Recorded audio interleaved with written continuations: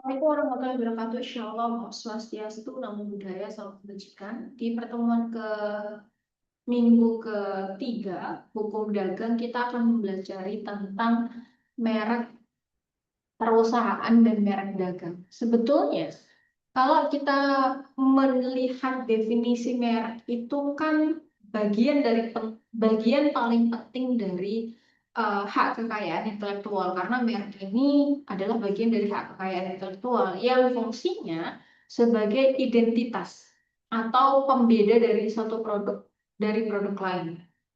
Nah, dalam dunia bisnis modern, merek itu tidak hanya sekedar simbol, tidak hanya sekedar nama, tetapi merek itu punya identitas, punya reputasi, punya kualitas dari produk tersebut atau dari entitas usaha. Nah, secara hukum, merek itu kan merupakan bagian dari hak kekayaan intelektual atau HKI, sehingga merek itu memberikan perlindungan eksklusif kepada pemiliknya. Nah, pengaturan merek ini diatur di dalam Undang-Undang Nomor 20 Tahun 2016 tentang merek dan indikasi geografisnya. Di dalamnya itu ada definisi tentang merek di pasal 1 angka 1 Undang-Undang Nomor 20 Tahun 2026 bahwa merek itu tanda yang dapat ditampilkan secara grafis berupa gambar, logo, nama, kata, huruf, angka, susunan warna dalam bentuk 3D maupun 2D, suara, hologram, atau kombinasi dari unsur tersebut untuk membedakan barang dan atau jasa. Itu definisi dari merek. Nah, merek ini bisa berupa hal-hal tadi yang disampaikan di pasal 1 ayat 1 yang digunakan untuk membedakan barang atau jasa yang diproduksi oleh seseorang atau badan. Nah, kalau merek perusahaan atau corporate brand itu adalah identitas yang digunakan untuk mewakili entitas bisnis secara keseluruhan, bukan hanya produknya, tapi merek perusahaan tersebut sebagai identitas bisnis gitu. Nah, kemudian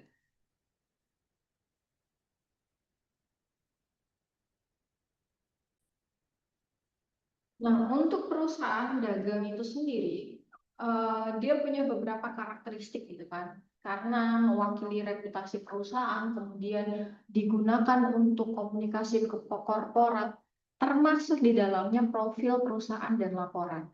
Nah, di dalam merek perusahaan itu cenderung sifatnya jangka panjang dan tidak selalu melekat pada produk. Contohnya misalnya Unilever, Toyota, Telkom Indonesia.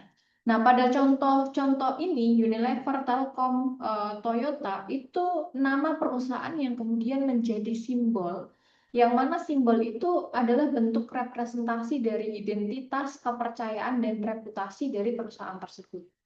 Fungsinya apa? Fungsinya adalah membangun citra perusahaan atau corporate image, menjadi jaminan kualitas tidak langsung dan juga memperkuat kepercayaan investor dan konsumen. Kalau kita sudah dengar nama perusahaan Unilever, ada kepercayaan, ada trust begitu kan dari masyarakat maupun dari investor bahwa perusahaan ini image-nya bagus, reputasinya bagus begitu kan, profil perusahaannya, laporannya dan lain sebagainya bagus gitu. Nah, kalau merek dagang itu digunakan untuk barang yang diproduksi atau diperdagangkan. Merek dagang adalah merek yang digunakan pada barang yang diperdagangkan oleh seseorang atau badan hukum.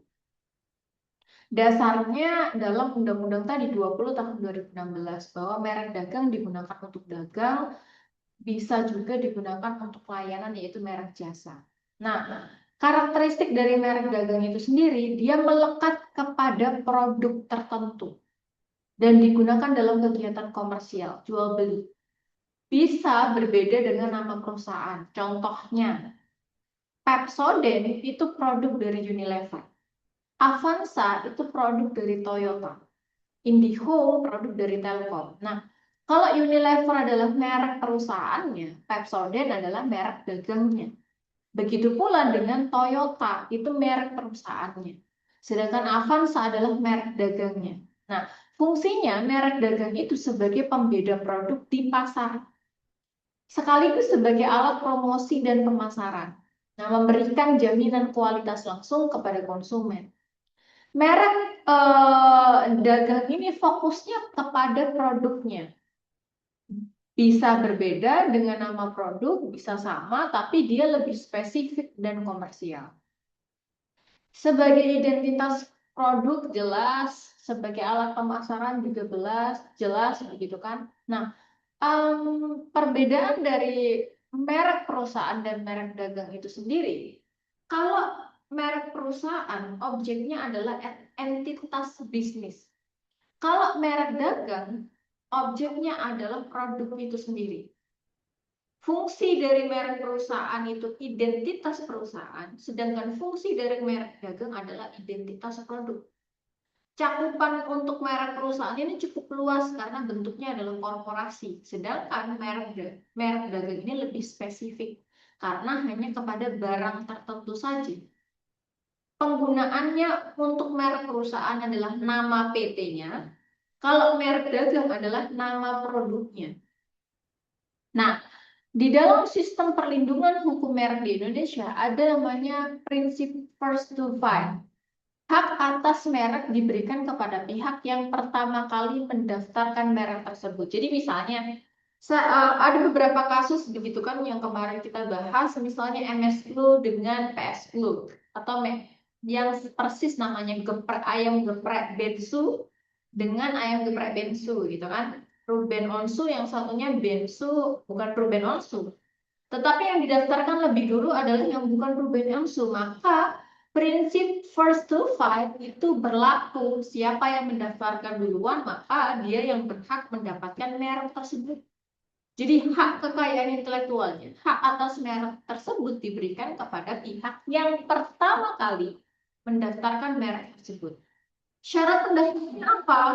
Syarat pendaftarannya adalah memiliki daya pembeda dan tidak bertentangan dengan moralitas, dengan agama, atau dengan ketertiban umum. Tidak sama atau tidak mirip dengan merek terdaftar lainnya. Kita mungkin pernah dengar nama Mimian begitu ya. Dulu ada namanya mie iblis, mie setan, dan lain sebagainya.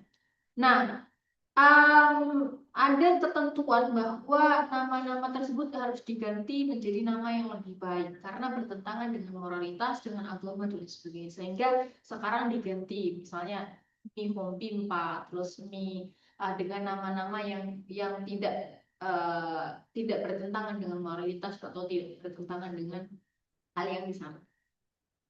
Terus kemudian hak pemilik merek itu apa? Hak eksklusif menggunakan merek. Yang punya merek Pepsodent, dia punya hak eksklusif menggunakan merek tersebut. Hak melarang pihak lain menggunakan tanpa izin. Nah, misalnya tadi, geprek bensu tadi. Yang mendaftarkan duluan, maka dia berhak secara eksklusif melarang pihak lain menggunakan nama yang sama tanpa seizinnya si geprek yang sudah mendapatkan hak mereknya ini. Dan yang hak lainnya adalah hak memberikan lisensi. Gitu. Jadi fungsi hukum merek itu sebagai tanda pembeda, sebagai alat promosi, sebagai jaminan kualitas, sekaligus sebagai aset ekonomi atau intangible asset.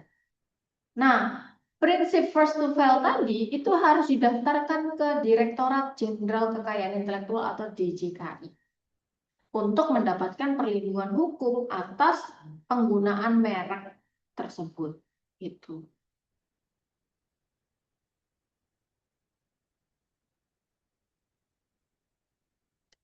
Nah, selanjutnya perbedaan antara merek perusahaan dan merek dagang itu menunjukkan bahwa hukum tidak hanya mengatur soal simbol, tetapi juga struktur ekonomi dan strategi bisnisnya. Bahwa dalam konteks globalisasi, perlindungan itu menjadi hal yang sangat krusial. Kenapa hal yang sangat krusial? Karena ada persaingan pasar yang semakin ketat, ada resiko pembajakan itu meningkat, nilai merek itu menjadi aset utama bagi perusahaan. Nah, apa namanya? bentuk-bentuk pelanggaran merek itu juga ada. Misalnya pemalsuan merek, peniruan merek, penggunaan tanpa izin. Nah, bagaimana kemudian ketika ada pemalsuan merek, konsekuensi hukumnya seperti apa? Nah, konsekuensi hukumnya bisa dilakukan gugatan perdata berupa ganti rugi. Bahkan bisa sampai dengan sanksi pidana. Misalnya, ada sebuah kasus sebuah perusahaan memiliki nama perusahaan tertentu, tapi produk yang dijual itu menggunakan merek yang berbeda. Pihak lain kemudian menggunakan merek produk yang mirip. Nah, apakah yang dilindungi merek perusahaannya atau merek dagangnya? Atau apakah terjadi pelanggaran merek? Bagaimana pembuktian persamaan pada pokoknya gitu kan? Nah, dalam praktik memang sering kali terjadi perlindungannya lebih kuat pada merek terkenal dibandingkan kepada merek kecil. Ada ketimpangan akses tentang pendaftaran merek. Ada konflik antara merek lokal dan merek global. Pertanyaannya, apakah hukum merek itu sudah adil?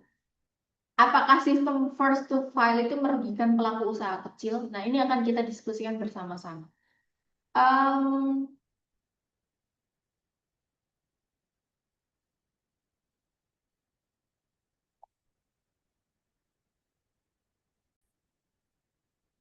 Tadi pertanyaannya, apa yang dilindungi, merek perusahaan atau merek dagang? Yang paling utama dilindungi ketika muncul penggunaan merek produk yang mirip, sehingga menimbulkan sengketa merek. Yang utama dilindungi adalah merek dagangnya, bukan sekedar nama perusahaannya. Bagaimana kemudian? Nah, dalam rezim hukum di Indonesia, Undang-Undang Nomor 20 Tahun 2016 tentang perlindungan itu diberikan kepada merek yang didaftarkan. Nama perusahaan itu tidak secara otomatis dilindungi sebagai merek kecuali didaftarkan sebagai merek atau telah menjadi merek terkenal atau well-known mark. Artinya, kalau kita melihat yang utama dilindungi itu adalah nama produknya, maka objek perlindungan itu adalah merek dagang. Nama perusahaan itu hanya relevan jika memiliki keterkaitan langsung dengan branding produk atau telah memperoleh reputasi yang luas. Nah, apakah terjadi pelanggaran merek? Potensi pelanggaran itu sangat mungkin terjadi.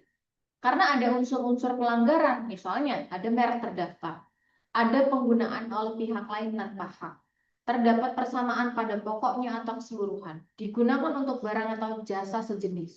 Nah, ketika keempat unsur ini sudah terpenuhi, maka bisa jadi itu terjadi pelanggaran merek. Nah, kemungkinan bentuk pelanggaran mereknya adalah passing off atau membonceng reputasi, imitasi merek, persaingan usaha tidak sehat. Bagaimana pembuktiannya? Pembuktiannya bisa digunakan pada persamaan pada pokoknya. Secara doktrinal, persamaan pada pokoknya itu berarti adanya kemiripan yang menimbulkan kesan yang sama bagi konsumen. Tadi misalnya saya jelaskan tadi MS Glue dengan MS Glue atau dengan PS Glue. Apa namanya geprek bensu dengan geprek bensu. Ada persamaan nama, persamaan visual, persamaan fonetik atau bunyi gitu kan. Logo, warna, bentuk huruf, desain, cara pengucapannya mirip, persamaan konsep gitu kan. Makna asosiasinya sama, kesamaan jenis barang dan jasa sama-sama ayam geprek gitu kan. Berada dalam kelas yang sama. Maka itu bisa menimbulkan potensi kebingungan konsumen sehingga konsumen dapat terkecoh. Dia mau beli yang geprek awal ini, tapi karena namanya sama, dia beli yang ini. Padahal dia nggak tahu bahwa ini yang punya beda. Gitu. Itu bisa menjadi apa namanya sengketa merek. Nah, perbedaan pendekatan praktisnya atau case-based reasoningnya, hakim tidak menilai secara sistematis tapi menggunakan pendekatan keseluruhan, perspektif konsumen rata-rata. Jadi tidak harus identik, tetapi ketika terjadi kebingungan atau menimbulkan suatu kebingungan, itu sudah dapat dianggap melanggar merek. Nah, jika merek produk sudah terdaftar, maka perlindungannya itu sangat kuat. Ketika pihak lain menggunakan merek yang mirip secara bunyi, secara visual, untuk produk yang sama atau sejenis atau satu macam, begitu kan? Sama-sama ayam, sama-sama minuman, atau sama-sama oil misalnya gitu kan? Maka besar kemungkinan terjadi pelanggaran. Nah, jika mereknya belum terdaftar, itu lain lagi. Berbeda, maka posisi hukumnya menjadi lemah. Karena ada prinsip tadi, first to file. Gitu kan? Nah, ketika muncul lagi pertanyaan, apakah hukum merek sudah adil? Secara normatif, hukum merek memang terlihat netral karena siapa yang cepat dia mendapatkan perlindungan hukum gitu kan. Tetapi dalam praktiknya, seringkali merek terkenal atau global brand itu jauh lebih mendapatkan perlindungan secara luas. Itu yang pertama. Yang kedua, penegakan hukum itu seringkali berpihak kepada pemilik modal besar. UMKM itu seringkali kalah dalam sengketa karena keterbatasan sumber daya. Nah, beberapa hal ini itu menunjukkan adanya ketimpangan struktural, tidak hanya soal persoalan normatif saja. Sehingga muncullah kritik terhadap prinsip first to file tadi. Prinsip yang menyatakan bahwa siapa yang mendaftarkan terlebih dahulu, dialah yang berhak gitu kan. Itu memunculkan beberapa masalah-masalah lain karena tidak melindungi penggunaan awal atau first to use. Rentan juga terhadap pembajakan merek atau trademark spotting. Pelaku usaha seringkali tidak paham pentingnya pendaftaran, kalah cepat dalam proses administratif gitu kan. Akibatnya, pelaku usaha kecil itu kehilangan hak atas mereknya sendiri. Seringkali memang terjadi konflik antara merek lokal dengan merek global. Karena dalam praktiknya, merek global itu lebih mudah diakui sebagai merek terkenal. Dan dia mendapatkan perlindungan lintas kelas. Sebaliknya, ketika kita bicara soal merek lokal, maka sulit membuktikan reputasi dan rentan digugat atau diambil alih. Nah, ini menimbulkan pertanyaan, apakah hukum merek melindungi keadilan atau justru kapital gitu kan? Beberapa hal tadi yang saya sampaikan, sebetulnya perlindungan hukum itu lebih berfokus pada merek dagang. Pelanggaran justru sering kali terjadi itu ketika ada persamaan pada pokoknya. Tapi secara struktural, memang sistem hukum merek itu masih menyimpan ketimpangan soal akses, soal kekuasaan, gitu kan. Nah, ini yang ingin saya tanyakan kepada mahasiswa sekalian. Ini kita bisa diskusikan selanjutnya. Pertanyaan kepada mahasiswa, apakah sistem first to file itu perlu diubah menjadi first to use? First to file itu siapa yang cepat mendaftarkan, dia yang mendapatkan perlindungan. First to use itu siapa yang pertama menggunakan. Itu yang pertama pertanyaan. Pertanyaan kedua, bagaimana negara seharusnya melindungi merek UMKM? Pertanyaan ketiga, apakah konsep merek terkenal justru diskriminatif? Itu 3 pertanyaan yang bisa kita diskusikan di pertemuan selanjutnya. Kita bahas nanti, kita diskusikan bersama. Untuk pertemuan hari ini tentang merek dagang dan merek perusahaan cukup. Kalau ada pertanyaan silahkan komen. Kita bisa diskusikan lebih lanjut di pertemuan selanjutnya. Saya akhiri pertemuan hari ini. Wassalamualaikum warahmatullahi wabarakatuh.